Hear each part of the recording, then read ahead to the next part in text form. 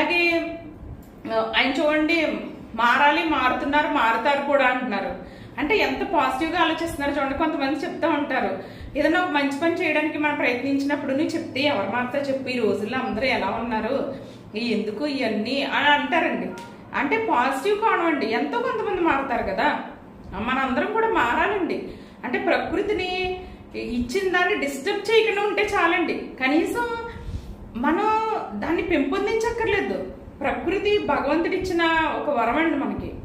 దాన్ని డిస్టర్బ్ చేయకుండా ఉంటే దాని రీతిలో అది వెళ్తూ ఉంటుంది. కానీ మనం డిస్టర్బ్ చేస్తున్నామండి, అదే వచ్చింది ఇప్పుడు మనకి. మనం వెళ్ళి విత్తనాలు కూడా నాటక్కర్లే.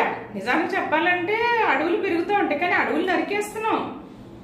అక్కడికి వెళ్ళి ప్లాస్టిక్ని పడేస్తున్నాం, జీవులు చనిపోయేలా చేస్తున్నాం. జీవులు చనిపోతే ఏమవుతుందండి ఆయన చెప్తున్నాడు. ఇప్పుడు జీవులు మల విసర్జన వల్లే ఎక్కువ మొక్కలు వృక్షాలు పెరుగుతాయంటండి.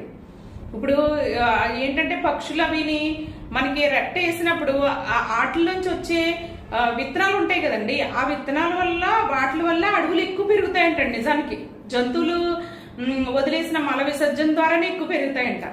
మరి ఆ జంతువులు లేకపోతే ఇంక మొక్కలు ఎక్కడి నుంచి వస్తాయి?